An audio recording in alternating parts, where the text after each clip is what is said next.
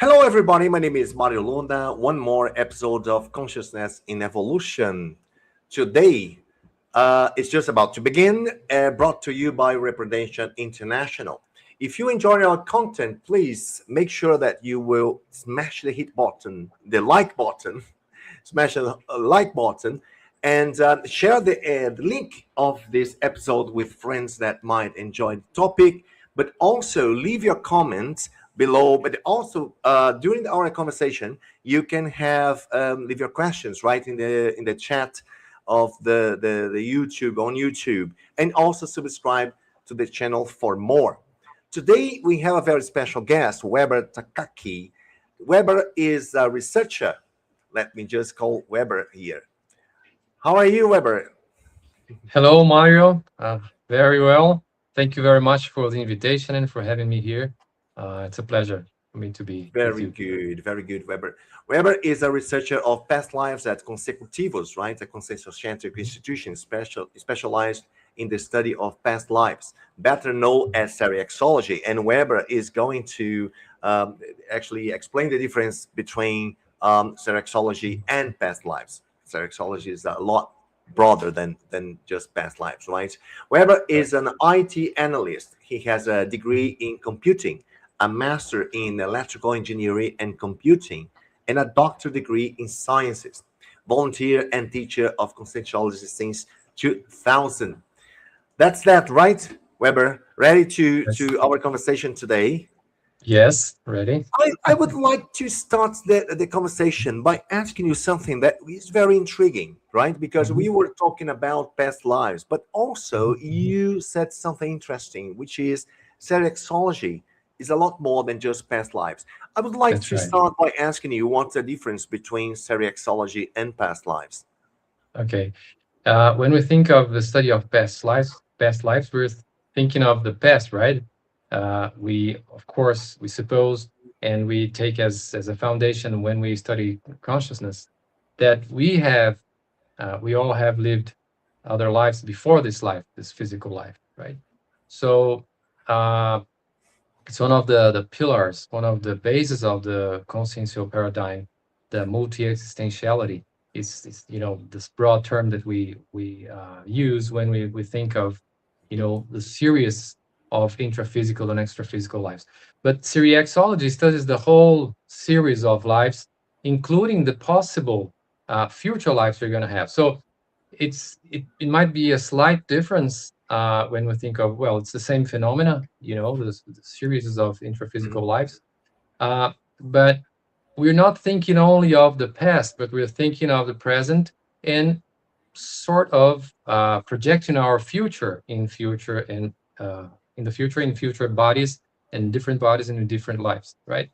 So I think it's a change, a switch in the way we approach the multi-existentiality. It's not only being focused on discovering or understanding from where we came from, but also where we are going to, depending on all the choices that we make this present moment, the relations we have, and everything that are around us, surrounding us in the present. What these scenario is building in the future for us.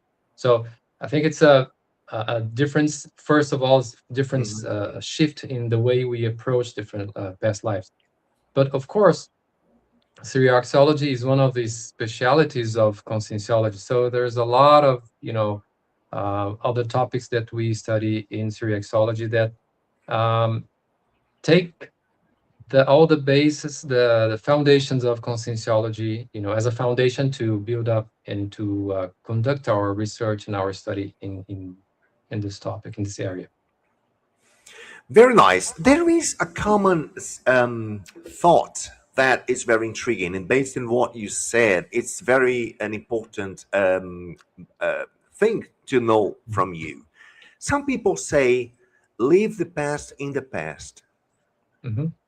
but I think it's definitely a no-no, right? What Mhm. do you think Mhm. is we cannot leave the Yeah. past in the past because according to what you're saying, so we can Mhm. have a lot better understanding of ourselves if we study the Mhm. past. Right. That's right. Uh, there's also another saying from the history research, historical research, that you cannot understand the present if you don't study the past.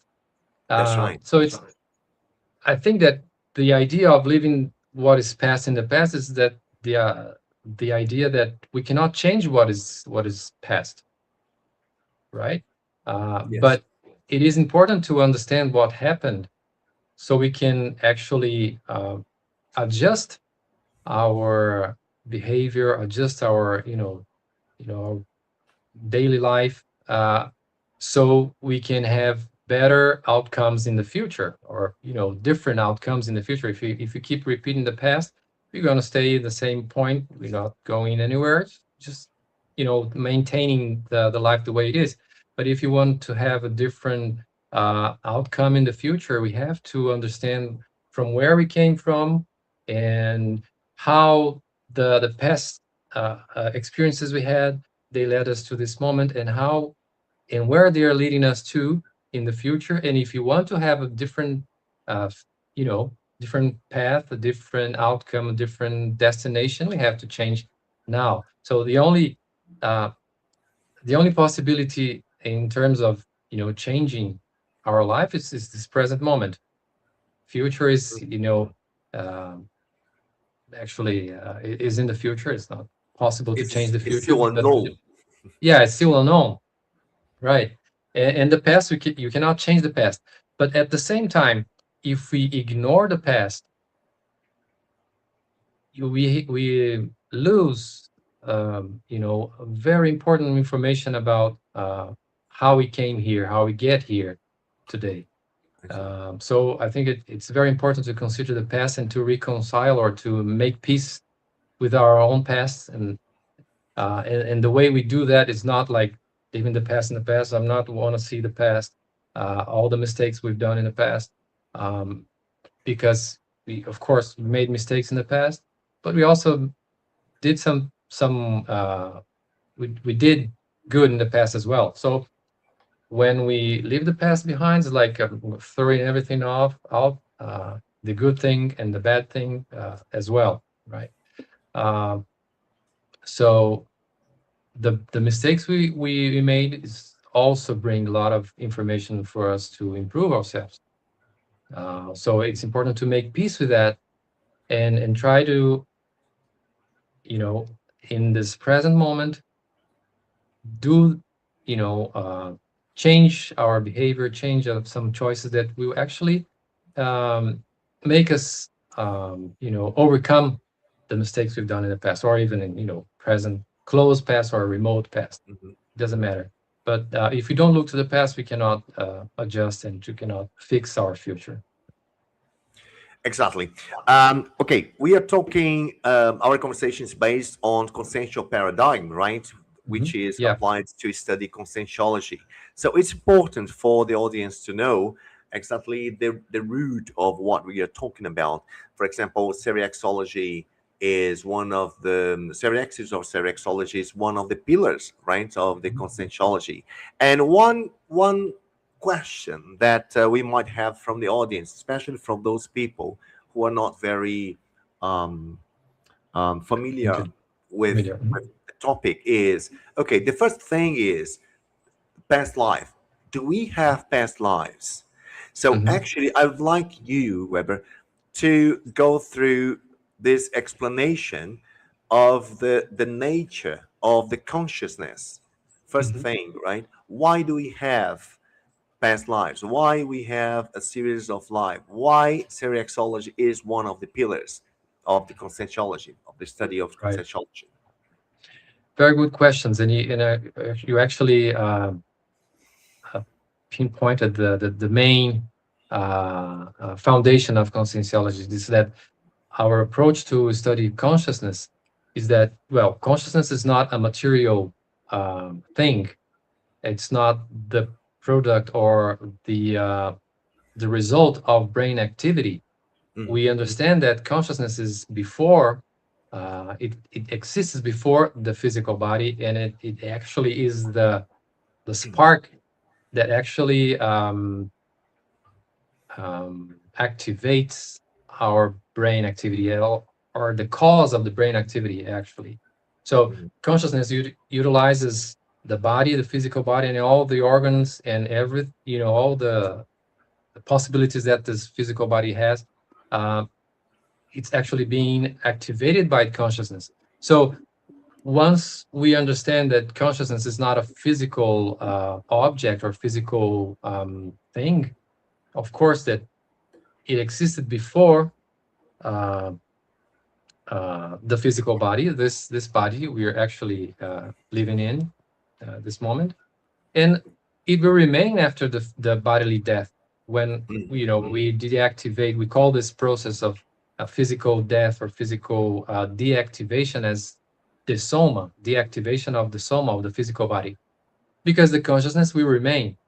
And since the consciousness is not material, it can have periods of physical experiences, physical or intraphysical manifestation, physical, intraphysical expression. And when we don't have more, when we disconnect, we deactivate the physical body, you know, we shift to the extra physical experience, to the extra physical Right. manifestation. And then eventually uh, we will reconnect to a new body that's being formed in the Mhm. from, of course, the natural way of Mhm. human reproduction. So this is the main foundation of the consciential paradigm. Uh, all the other foundations are some way and somehow related or depending on this approach that we have to consciousness. So this series of lives that we call seriaxology is the study of the series of life, Mhm. is one of the foundations. The other foundations that we have multiple bodies. Consciousness is not is none of the bodies. It's like the intelligent um, It's life. interconnecting them. Yeah. Yeah, that interconnect and actually animates the bodies, right? So when we are in the extra physical uh, life, uh, we also have different bodies, but they're not material bodies. But Right. we express ourselves, we manifest ourselves, we have experiences um, in the extra physical world with these bodies, Mhm. but without the physical body. When we are in the intraphysical state, we keep those extra physical bodies, but we connect them to a physical body, Yes. right? And the bond that connects these bodies is our energetic body. I So see. it's a bioenergetic that connects both the extra physical bodies and the intraphysical body. And we call this approach the multivehicular. Not sure if that Multivehicular. makes sense Yes. in English, but you know, multiple bodies that we have, and we Right. call it holosoma or holosomatic approach. And when we say that the when we, for instance, we go through the deactivation of the physical body, the physical desoma or the physical death, we shift from the intraphysical world to the extraphysical world. We call these Mhm. shift to the extraphysical world, to the extraphysical dimension. So we have multiple dimensions as well. Each body is adapted, how would I say, it's better um, uh, built, or it's adequate to the manifestation, to the expression of the consciousness Right. in one specific dimension. So to express ourselves in the physical dimension, we need a physical body. To express ourselves in the extra physical dimension, we need an extra physical body. To express Mhm. ourselves in the mental dimension, we have a mental body, which is called mental soma. So these are the three main pillars of the consciential paradigm that are really closely related, very closely related. The Mm-hmm. holosomatic approach, the multi-dimensional approach, and the multi-existential approach. They are all depending on each other. And the other fundamental aspect of the consciential paradigm is that we have bioenergies, and they interact by, you know, the bioenergetic interaction. We interact with our environment, uh, living beings, and also inanimate beings, like, or objects actually, like, uh, things that are surrounding us. We interact with them with the bioenergies, and we can actually get information from them, and we can change the information that is actually, stored in this surrounding, and we can actually communicate with other beings with our bioenergies. And the fifth pillar is cosmoethics, which is an ethical and the moral approach, moral study, and reasoning that is beyond the intraphysical logics or Mm-hmm. intraphysical moral. So we we understand that our actions need to be ethical, not only in considering the intraphysical morality, but considering the extra physical consciousness as well, that are interacting with us all the time. So when we think, of course, that if once we Mm-hmm. think consciousness as a not material being, and the interaction between these dimensions and consciousnesses that are actually manifesting and expressing themselves in different dimensions, they can interact. And since they can interact, we can think of them when we think of our own actions. When we um, reflect on our actions in terms of whether it is ethical or not ethical, or if it's uh, good Mm-hmm. or it's not good. So this is the fifth, uh, maybe the most important. Not well. It's hard to say what is the most important, but a Important, very yeah. important. Yeah, very important Pillar, yeah. pillar. Yeah, of the paradigm of the consciencial paradigm. Very good. We have a question coming from the audience, which is, what Mhm, does consecutive personality mean? Can you give an example? Can you mhm. give an Yes. example of one? Yeah. The uh, institution where I volunteer and I research, uh, Consecutivus, Mm-hmm. was created to study this phenomenon of consecutive personality. So it's a very good question. Mm-hmm. And consecutive personality is um, an identified uh, personality in the present moment that, we knew or somehow identified, that personality in the past. The first definition that was proposed by Professor Vieira, Dr. Vieira, was that the same personality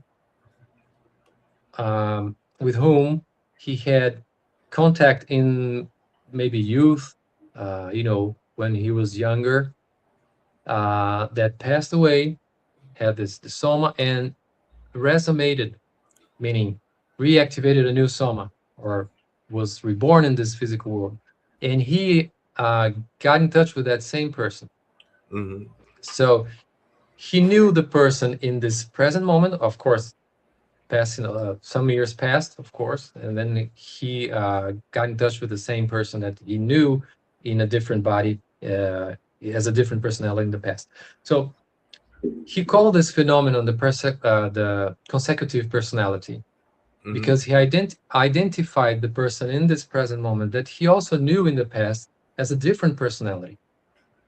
So he somehow could trace the manifestation or the history of that person in this moment. He could trace back, that personality, the evolutionary path of that personality in the past, because he got in touch. He knew that person in the past.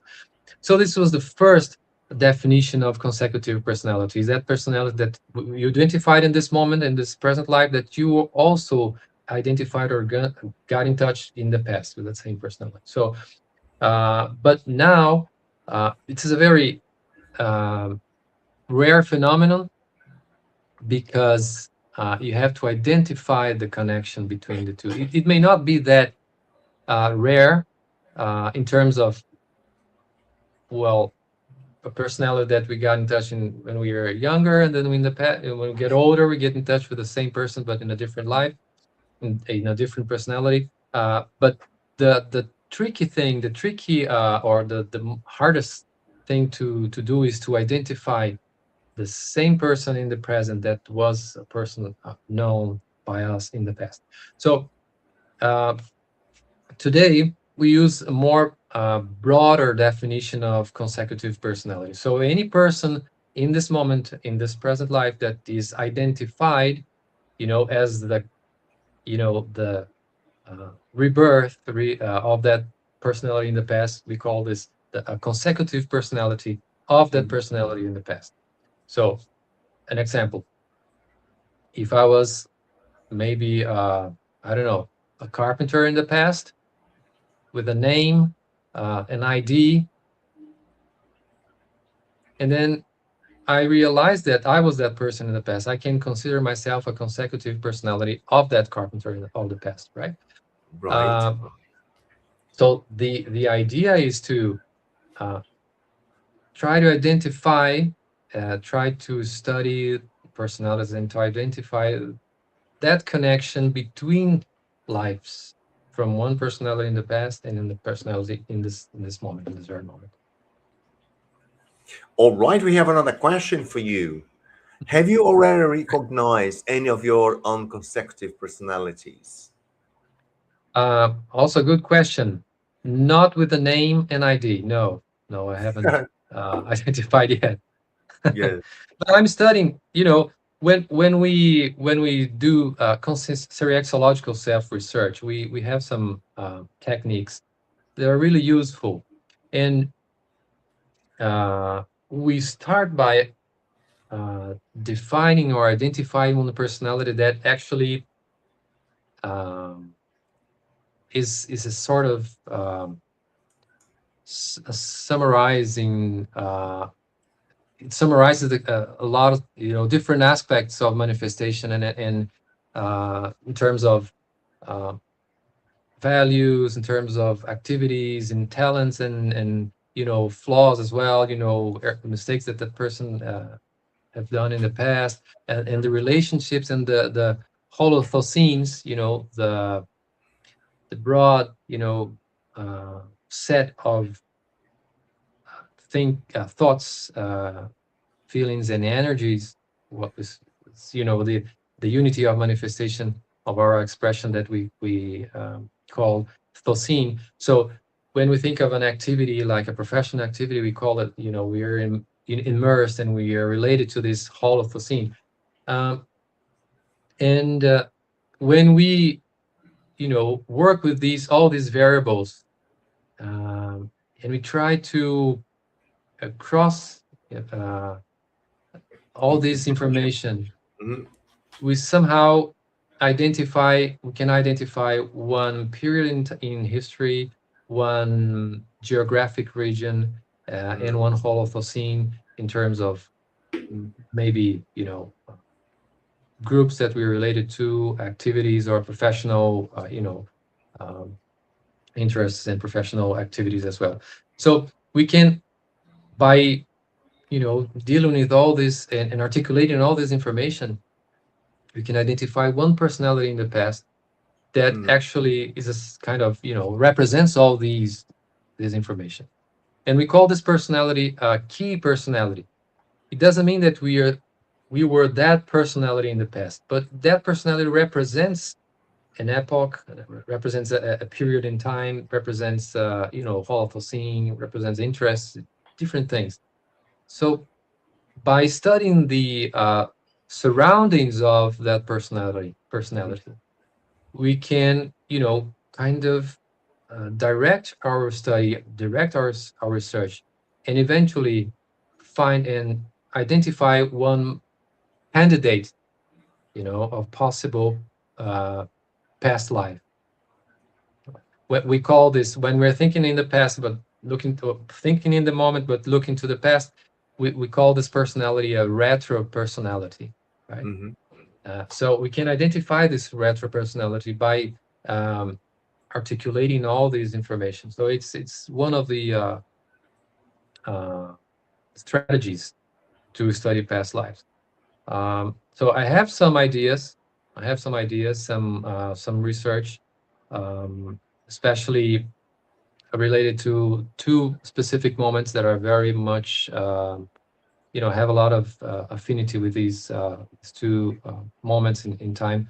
One is uh, the first contact of Europeans with Japan Mm. in 16th century. I am uh, grandchild of Japanese couple from Mm-hmm. one part, so I mixed, so half Japanese, half Brazilian, and President in my Brazilian family we have Portuguese, descendants ancestors. or Yeah. ancestors. Okay, all right. Yeah.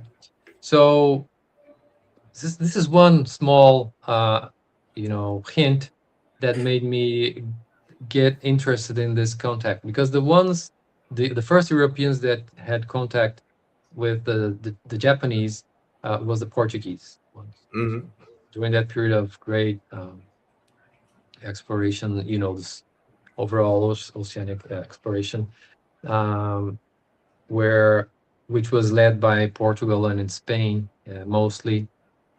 So the Portuguese were the first ones to arrive in Japan. Um, at least what is recorded, right, registered by Mm-hmm. history. Uh, and the other moment that is uh, that I have a lot of affinity to is the cultural renaissance Mm. Okay, in Europe, right? It sort of overlaps the two periods, I see. but that period of time has a lot of I have a lot of interest in that time. So I have one personality of this context in Japan that I study. Uh, Actually, it's a Portuguese missionary person. But as a key personality, I don't think I was that personality. Mm-hmm. And the other one is mathematician in um, mathematician and architect in Italy in during the period of Renaissance. I see. One more question for you from Marcelo Pires. Thank you, Marcelo, for your question. What's hollow memory? How can we access it to research our past lives? Great question, Marcelo. Hello, Marcelo. Good to having you here. Um, Hollow memory is the um, all the memories. Hollow means set. The whole memory that we actually have. It is not physical, right?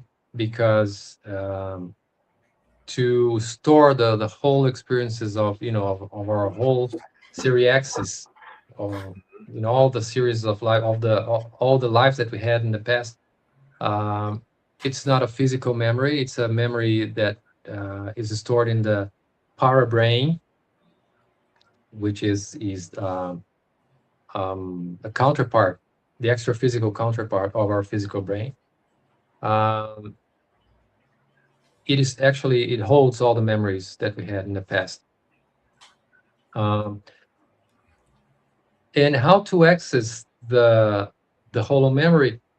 Well, the the most maybe outstanding phenomena of accessing hollow memory is what we call retrocognition. It's a phenomenon uh, where that allow us to access specific points, specific parts of our memory that, or experiences that are stored in our hollow memory. So a retrocognition, it's the remembering of past lives. Same idea.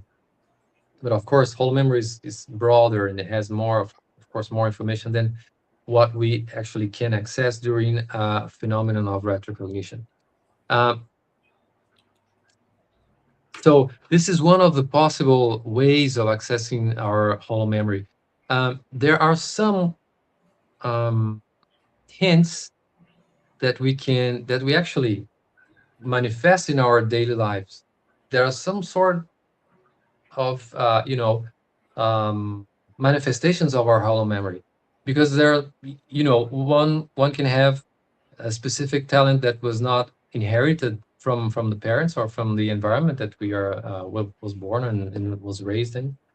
For instance, uh, one can listen an English conversation and then suddenly very easily start speaking fluently English, with very good accent, with no very natural accent, and that was not uh, something that was not necessarily learned in this present life. So somehow these are memories that we store that are Mm, very alive in our whole memory. And, talents that we developed, life after life, they come up with naturally and spontaneously with no effort, right? Of course, the effort was done in the past lives.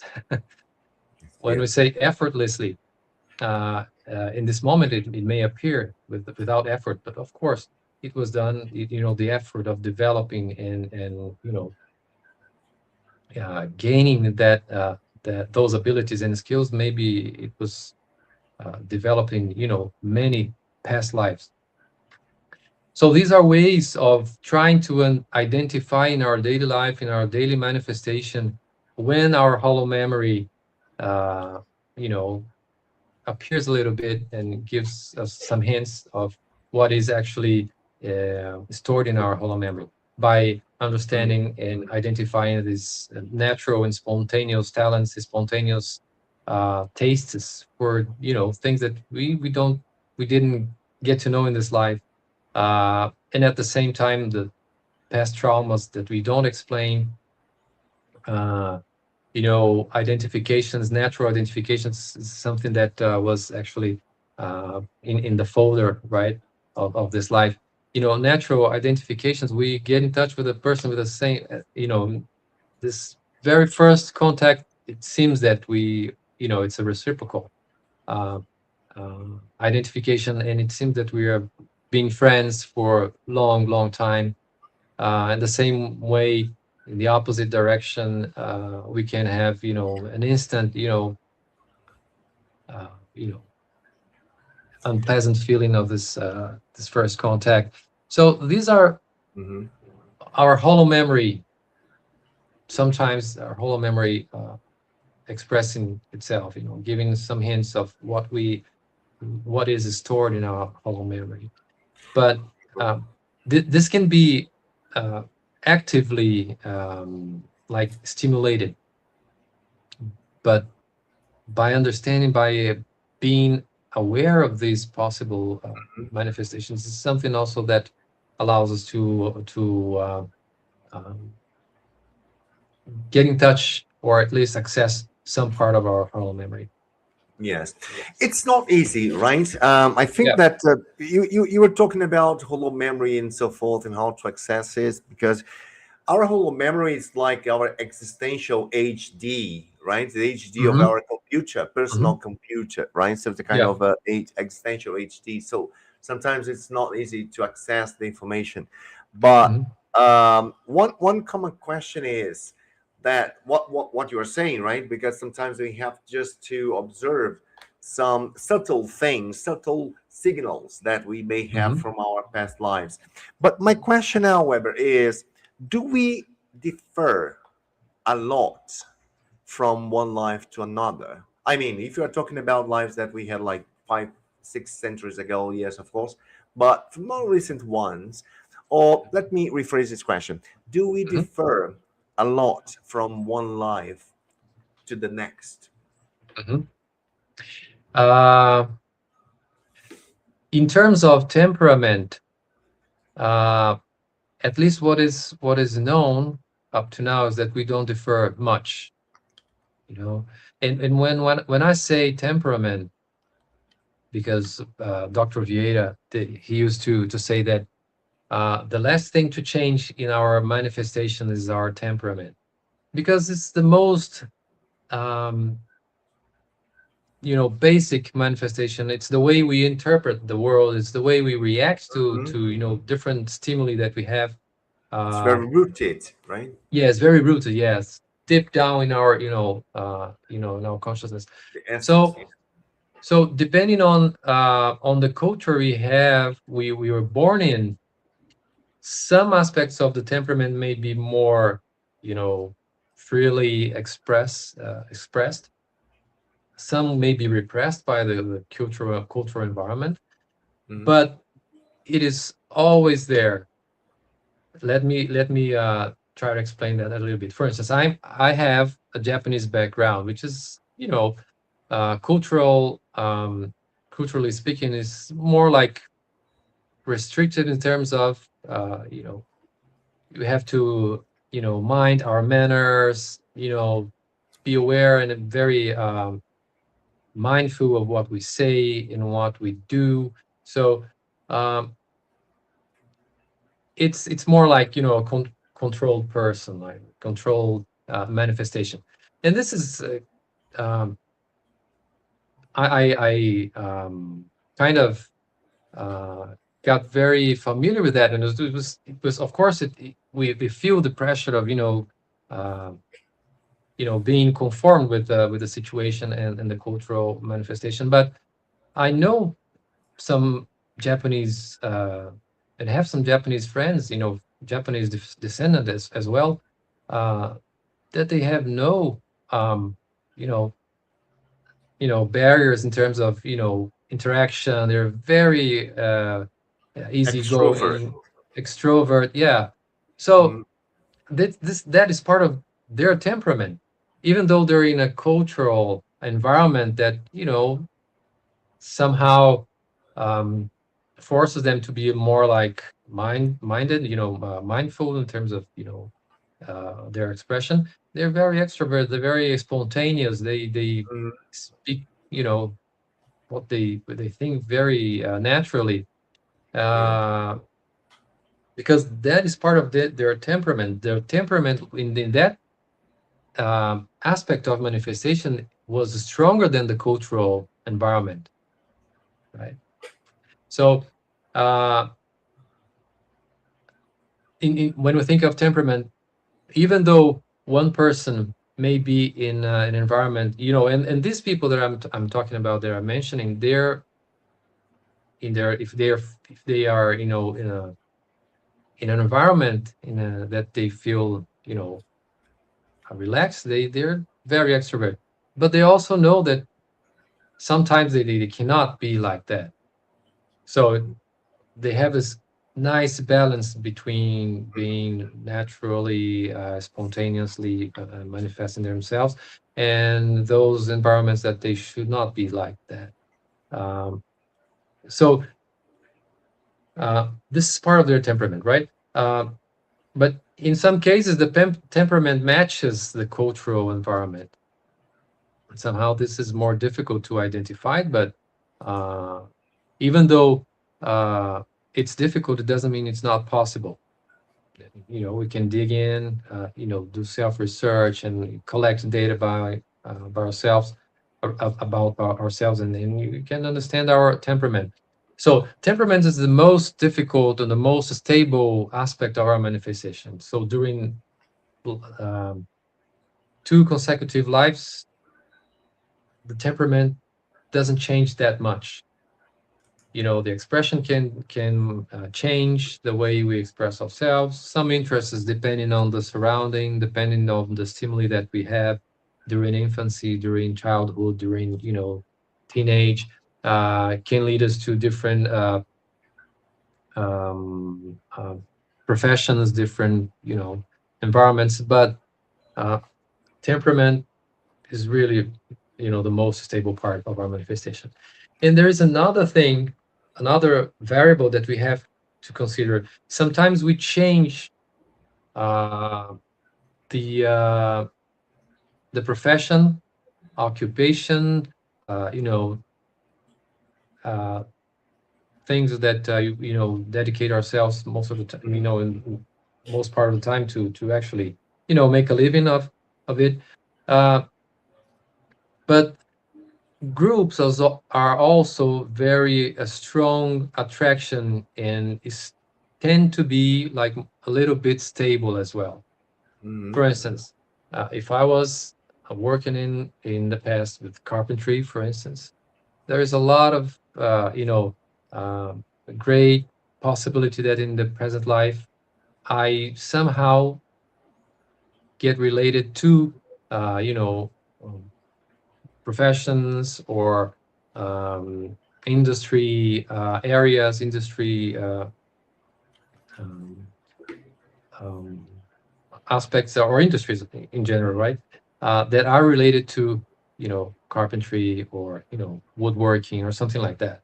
So I may be, for instance, not a carpenter itself, but I can work in the industry of processing wood to, to Right. be used in carpentry, something like that. So groups are also a very strong force of attraction that tends to somehow repeat in close lives, right? Or if we're related to that group in the past life, so there may be um, um, possibility that we are also related in the present life. So these are the two main stable things that I should mention in terms of two consecutive lives. So Mm. tend to be Okay. more stable. All right. Let me ask you something very basic. Uh-huh. Why do we need to live so many lives? Why do we need to live so many lives? That's right. Why do you need to That come back and come back and come back and come back? mhm. That's a good question. Uh, it's a philosophical question. We Hmm. don't have an answer, an objective answer for that, Mario. If you have, please tell me. I would like to know as well. But what we understand is that the evolutionary process, we have this evolutionary intent or evolutionary, how do I say that? Uh, you know, it's a natural Predisposition. Let's put this in predisposition, right? predisposition. Yeah, We are yeah, predisposed to come yeah, many times here. yeah. And we have in this, like in the creation of the consciousness, there was a seed of evolution there, was planted there, this the consciousness. So in some way, uh consciousness is maybe is have may have the synonym of evolution, because it's part of the consciousness, the evolutionary tendency, the evolutionary interest. Mhm. um but evolution is a very slow process, very slow process. We struggle a whole life to maybe develop two, three, really develop two, three skills, Trait or skills, yeah. traits or skills, right? So since it's a very slow process, it requires a lot of, experiences and, very different experiences just to make sure we can, we develop fully put, that some specific trait, some specific skill. I Uh, see.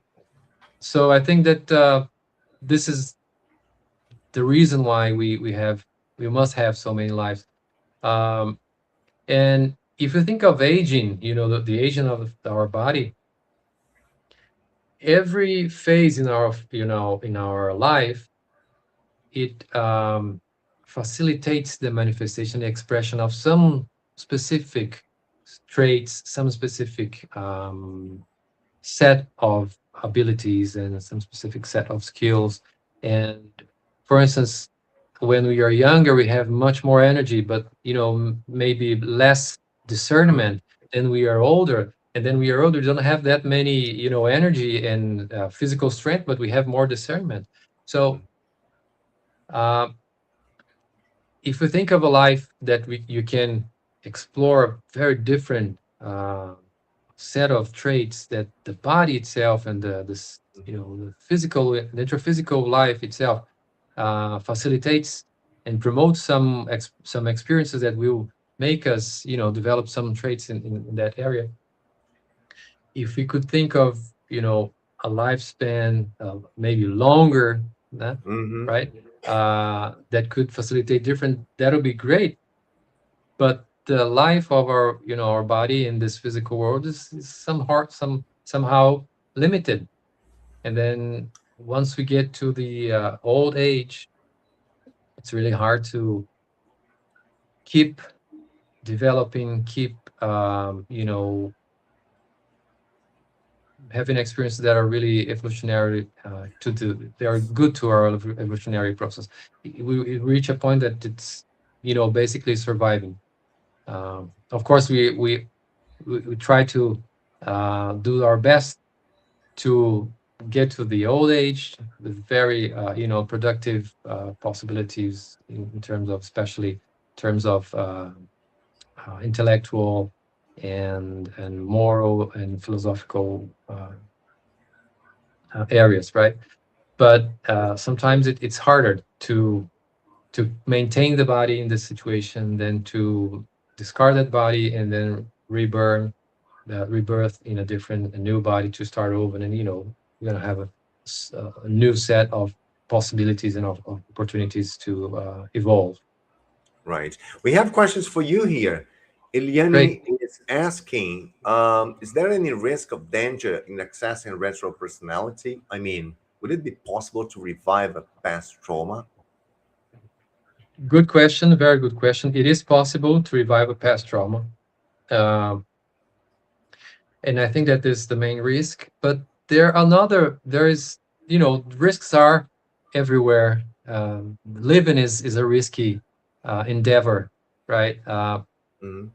Um, but um, we can have, if we access um, a memory of the past that we're, you know, very traumatic experience, we can have, problems with that memory. It can, shift us from our balance, can, move us some way that we, we require a lot of reflection and some work to regain balance again. Uh, that is the main risk of accessing a memory of a retro personality that had a bad experience in the past. But at the same time, if we do our self research, most of the I sometimes think that sometimes it's better to know than not to know, because if we had a retro trauma, if we had a traumatic experience in the past, it reverberates in our present life. It has repercussions, right? Sometimes we have this, lock in our manifestation, something that we cannot move on. Maybe it's connected to that trauma in the past. And by not knowing, it will, of course, it will maintain us in this relative balance, but at the same time, that not that it's hard to undone, to um, it will remain there, it will stay there the way it is, and it will continue influencing our life. So sometimes it may be hard to access a past memory, a traumatic past memory, but uh, at the same time it can be the key to unlock that situation that is actually holding us back in some situation, some area of manifestation.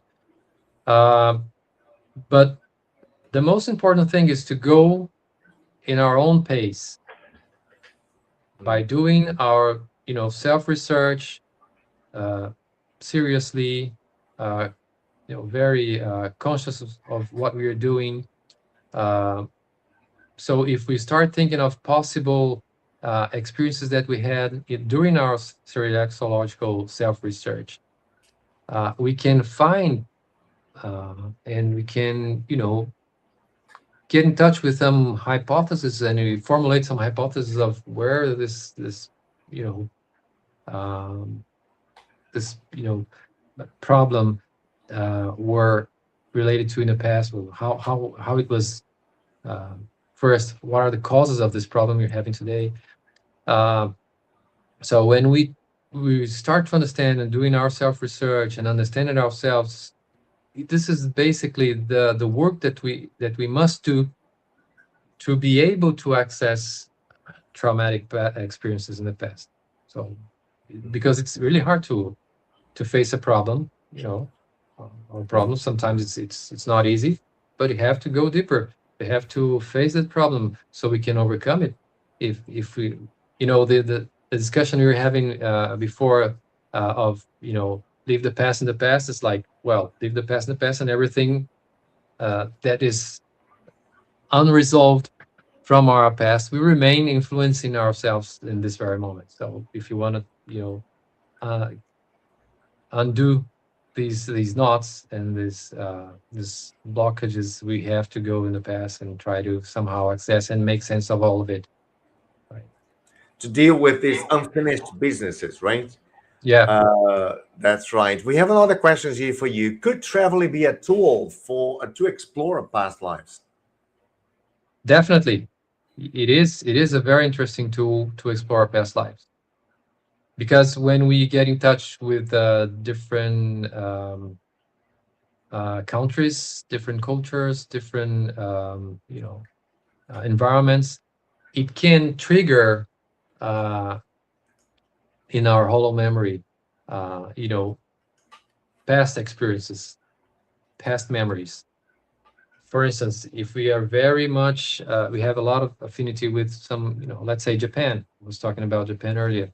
By visiting Japan, it can triggers actually some memories of past experiences that eventually I have had in the past. Right. I So, see. so it's a very good tool to explore past lives, uh, and to do our self research while we're doing tourism is a very interesting, very good way to take advantage of these experiences. And it's a leisure time when we go on tourism, on vacation, but it can also be um, a time for self-research and understanding ourselves by understanding and taking notes and doing self-research about how we felt, what are the feelings and the ideas that we had during these experiences in different countries with different people from different cultures. Very good. I have one more question from the from the audience, from the comment section. But before this one, I would just like to think of, like someone that might be watching us now and Mhm, say, that talk is very interesting. I'm really interested in knowing who I was in the past. This is mhm, curious, but I'm interested. And then we mhm, have another, and then I show you this question, which is very interesting, Weber. If possible, please talk to us about the course School of Consecutive Personality, that Consecutivus. Once again, Consecutivus is a conscienciocentric institution specialized in mhm, study the seriexes, mhm, right? The series of mhm, existential intraphysical lives that we had in the past, and mhm, culminating to the one we have in the present time. So mhm, you have this course. Do you plan to give it in English as well? Oh, that would be a very good thing, right? Because we are mhm, talking about an audience who speak English. So, is there any plan mhm. for this course to be given in English? We also have the ideas of giving courses in English. We don't have a plan, an agenda already done yet, but we do have this idea and this desire of giving more courses of consecutivos courses in English, right? The School of Consecutive Personality is a little bit more difficult because uh, it's a school that is divided in three modules. So first module is like introduction of seriaxological self-research. Um, that could be done. I think that in a more short um, uh, short Short time, period of time. short period of time. Yeah. But the second module, it's a module that we delve into the specialities of Syriaxology. I see. So each specialty in Syriaxology, subspecialty in Syriaxology, uh, uh, is the topic of one class, and those classes are given by the experts. Right. It's so the experts, most of them, authors of books. Uh, so I know that some of the experts speak English and could hold a class, an entire class in English, but the others I'm not sure. So we should be able to you know uh, somehow train a new teacher, an English speaking teacher, to give that class, or think of simultaneous translation. There are some possibilities, but the second one is the tricky one because of the participation of these experts, which also makes the course very interesting because we have the experts talking to and interacting with the students. Mhm. um, and the third module, it's the more practical in terms of the research is done by each participant, right? Mhm. Each student will actually apply the methodology that was studied in the first and second modules, Mhm. apply directly to his or her own research, and will present to the group by the end of the module the results of his and her research. Uh, so objectively saying that we don't have an immediate plan to have this. Unfortunately, the School of Personality or Consecutive Personality in English, but we do have the desire and the interest in doing more courses in English that will, of course, eventually will lead us to these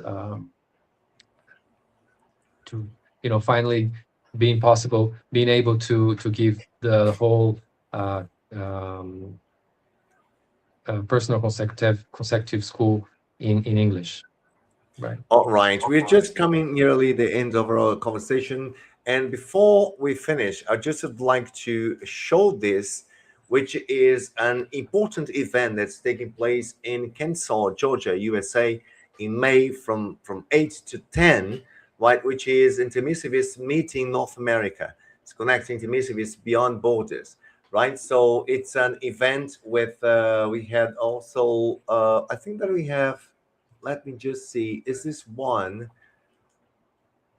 Yes, here we go, the program. So yeah, the event will take place in the Courtyard by Marriott. It's a hotel, and from Friday 8 to 10. So we will have people presenting works like workshop theory and practice of self-consciential therapy. Also, we have seminars and mini course parapsychic self-confidence and practice with Gabriel Lara from institution UNESCO. Also, we have a talk show and book launch, history of parapsychism with Leonard Schneider. This is a very, very important, actually, the treatise about the history of parapsychics is a very important launch that will be um, held in the event. Also, the research seminar on the 10th about history of parapsychism and so forth, and the round table. So it's a very good event, right? To for you to participate in the U.S. starting in May 8, right? And that's that. We are just coming to the end of our conversation. I would like you to wrap up your idea, right? And your message about past lives. So I would go for, I would ask you actually to talk about why, once again, I think we started a conversation by talking about this, but maybe you could finish the conversation with say, why is important for us to know who we were in the past? Um, the whole idea and the whole object and aim of Syriaxology is to help us in our evolutionary process. So it's to improve ourselves, basically. And by understanding who we are, who we were in the past, and identifying, who we were in the past, it can actually make our evolutionary process more objective. So instead of doing our path along the evolutionary process like windy, like with lots of curves, we can do it, more like a straight line. Of course, we don't we not a straight line is not necessarily a matter of desiring to have a straight line, because we have lots of forces influencing ourselves. We are not isolated from the world, so the world itself is also has an important role in our life. But in terms of our evolutionary goals, I think it helps us to adjust our goals and to make our efforts more pro evolution, right? So it helps us in that way, in that sense. And in that sense, it also helps us to make better people, better persons, So happier, more responsible, more aware of what is going on around us. So I think it's the why is that because we want to be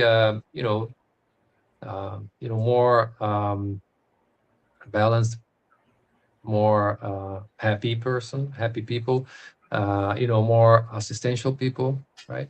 mm, So these are the main goals, and the reason behind studying past lives is the same way, it's to help us to help us improve ourselves. very nice, Weber. Thank you very much for your expertise, for your words, for the clarifications that we brought to our conversation today. It's a very, very important and intriguing conversation. We could spend like a whole afternoon. I have so many questions to you. Then I believe that the audience also have questions. But if you are watching this after the live presentation, then leave your comment in the comment section. We would love to see your questions, but maybe we can answer those questions later on, right? Once again, don't leave the channel without hit the like button and subscribe to the channel, because every week we have a new episode with a every week, not every week, I think twice a month, right? We have a Yeah, new yeah. episode of Consciousness in Evolution, always bringing you very interesting topics to talk about. Thank you once again, Weber, for your participation, and Thank you, saying Mario. hello, and thank you to the whole people at Consecutivus institution as well. People, we are just saying goodbye. Have a good Sunday, and I see you in the next Consciousness and Evolution. Bye bye. Bye bye.